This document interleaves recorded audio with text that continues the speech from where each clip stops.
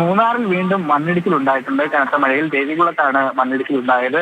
തിരുവല്ല സ്വദേശി വിൽസന്റെ വീടാണ് മണ്ണിടിച്ചിലിൽ തകർന്നിരിക്കുന്നത്. ആര്യയും കുട്ടികളും പരിക്കേൽക്കാതെ രക്ഷപ്പെട്ടു എന്ന് വിവരങ്ങൾ അറിയാൻ കഴിഞ്ഞു. എന്തായാലും ഒരു ആശ്വാസകരമായ കാര്യമാണ്. കഴിഞ്ഞ ദിവസം മണ്ണിടിച്ചിലിൽ ഒരു സ്ത്രീ മൂന്നാറിൽ മരിച്ചിരുന്നു. അതോടൊപ്പം തന്നെ മരം വീണ് ഗതാഗതം തടസ്സപ്പെടുന്ന ഒരു സംഭവം കൂടി ഇടുക്കി ജില്ലയിൽ വിവിധ റോഡുകളിൽ ഉണ്ടായിട്ടുണ്ട്. രാജാക്കാട് മലയാളംപാറ റോഡിൽ മരം വീണ് ഗതാഗതം തടസ്സപ്പെട്ടു. സിഗ്നൽസാട് കോളനിക്ക് സമീപമാണ് മരം കടപുഴകി റോഡിലേക്ക് വീണത്. നാട്ടുകാരും യാത്രക്കാരും ചേർന്ന് മരം വെട്ടിമാറ്റി ഗതാഗതം പുനഃസ്ഥാപിച്ചിട്ടുണ്ട്. ഇടുക്കി ഏലപ്പാറ ബോണാമിയിൽ വീടിന് മുകളിലേക്ക് മരം കടപുഴകി വീണു.